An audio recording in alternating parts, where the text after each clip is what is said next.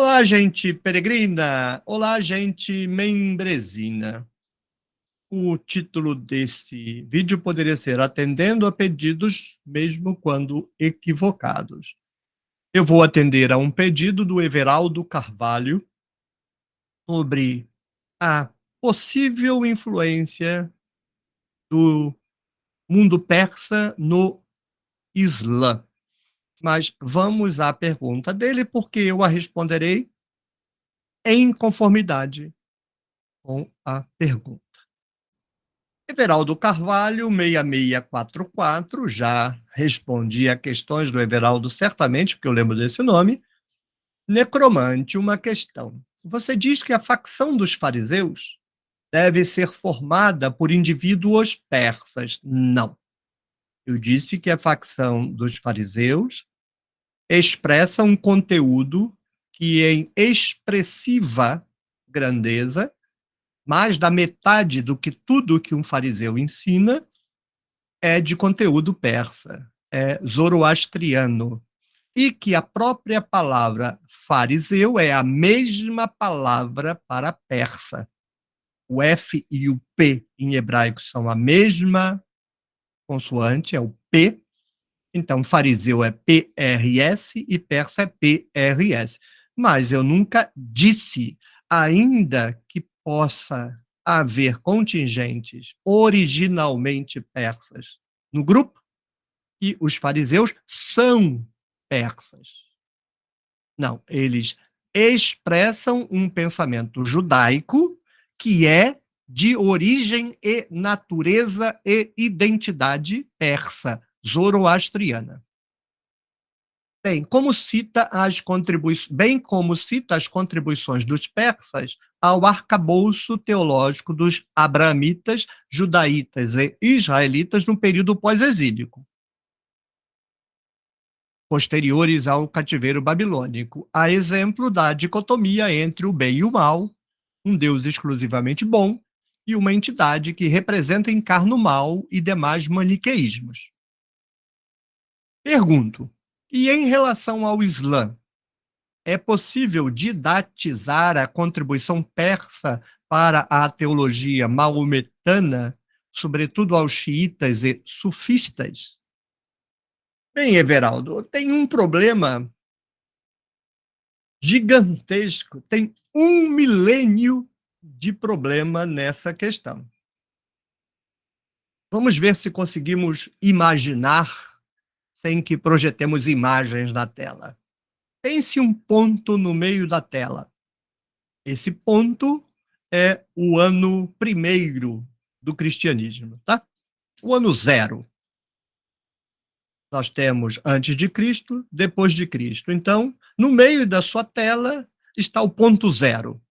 À esquerda, antes de Cristo, à direita, depois de Cristo. Agora, olhe para a extrema esquerda da sua tela. Ponha um ponto. Esse ponto é o Império Persa e esse ponto é o início do período pós-exílico judaico. Então, vamos botar o século 6 antes de Cristo. 600 anos separam esse ponto, o início do período pós-exílico, quando começa a relação, a simbiose desequilibrada, porque os judeus se apropriarão do pensamento persa, mas o contrário não parece correto, entre o judaísmo e o zoroastrianismo. Agora vamos situar o Islã nessa tela. Volte para o ponto central, o ano zero. Olha lá para a esquerda, 600 anos separa esse ano do início da relação entre persas e judeus. Agora, olhe para a extrema direita, o lado oposto, e ande arredondados 600 anos para frente. A mesma distância que separa o ano zero da influência persa no judaísmo, agora jogue para frente, 600 anos para frente. Lá se dará o começo do Islã. 1.200 anos nessa nossa brincadeirinha aqui. Como é que o Islã será influenciado pela Pérsia se ele está distante há 1.200 anos. Então, vamos separar total e integralmente a influência do mundo persa, que influenciou o judaísmo e influenciou a ponto de cristianismo e islamismo serem, no fundo, desdobramentos inconfessos do zoroastrismo, do período em que o Islã surge. Então, não, aquele mundo persa não existe mais 1.200 anos depois, mas a Pérsia existe. Mas quando o Islã vai surgir, ele surge influenciado integralmente pelo cristianismo. Aí uma disputa se Muhammad se torna Muhammad por força de judeus ou cristãos, mas eu penso que ele, assim, se torna por força dos cristãos não nicênicos da região da Arábia. Nós tendemos a imaginar que os cristãos sempre foram trinitarianos, e isto não é verdade nem hoje, quanto mais em períodos tão perto de Nicéia. Então, quando Muhammad é evangelizado, ele recebe toda a tradição cristã judaica elaborada nesse período de 1.200 anos. 600 anos de judaísmo zoroastrianismo e agora mais 600 em números arredondados, porque é um pouquinho mais. 600 anos de tradição greco-cristã, romano-judaico-zoroastriana. Então, o Islã já nasce zoroastriano porque nasce a partir do cristianismo. Como Mohammed simplesmente não se converte ao cristianismo, ele faz mais ou menos o que o judaísmo faz com o zoroastrianismo. O judaísmo se apropria do conteúdo zoroastriano, mas não se converte à religião zoroastriana. Rouba, se apropria, ele é evangelizado, mas não entra para a igreja, digamos assim. O judeu não vai para a igreja de Zoroastro. Pega as doutrinas de Zoroastro e fica brincando na sinagoga dele, no templo dele. Mohammed vai fazer a mesma coisa, ele vai ser evangelizado, vai apreender as doutrinas, mas não vai para a igreja cristã ou para a sinagoga judaica, decida o que você quiser decidir.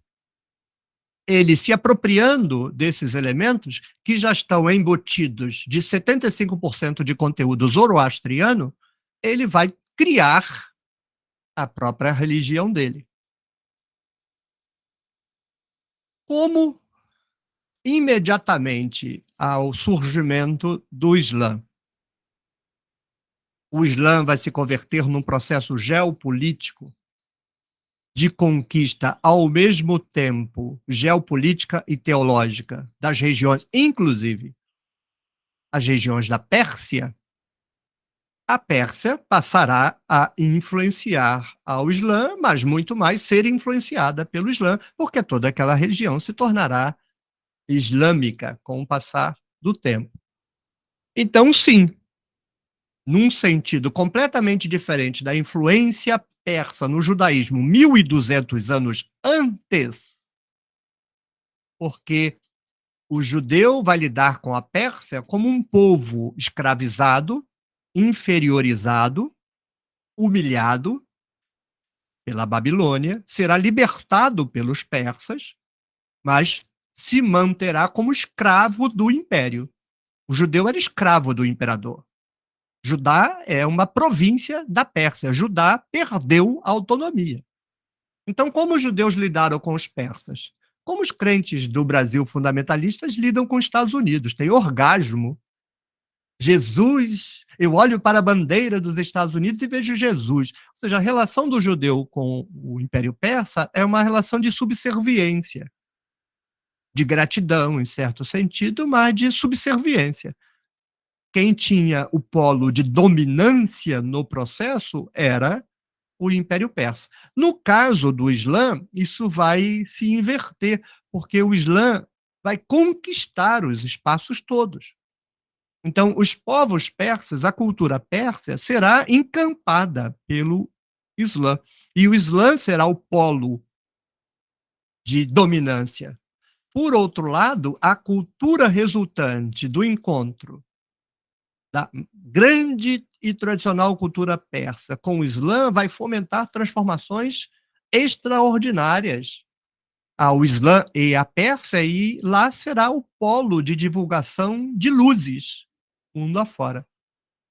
A Europa se desenvolverá intelectualmente posteriormente, depois que o Islã invadir a Península Ibérica e produzir a fórceps o intercâmbio das luzes islâmico-persas num cristianismo vivendo na penumbra, na escuridão pitagórico-platônica cristã agostiniana, para citar o Carl Sagan. Então, no sentido que você pergunta, não. O Islã não é um derivado persa como os fariseus. Nem poderia, porque a relação fariseus e persas está acontecendo, grosso modo, porque os fariseus não existem no século VI a.C., obviamente, a 1.200 anos de distância. Não há influência possível.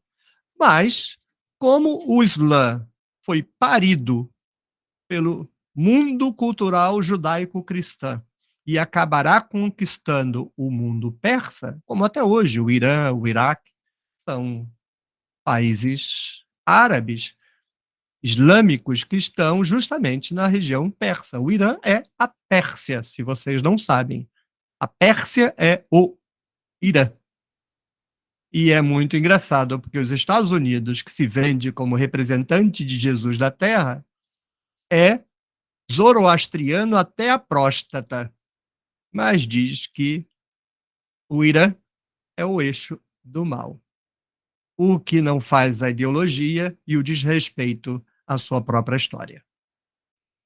Obviamente, esse vídeo não é uma introdução à história do Islã, é apenas uma resposta à pergunta nos termos em que ela foi formulada, com uma ampliação, um pouquinho, mas futuramente teremos aqui um vídeo, ou eu mesmo o farei, ou eu trarei um especialista para nos contar um pouquinho sobre a história do Islã.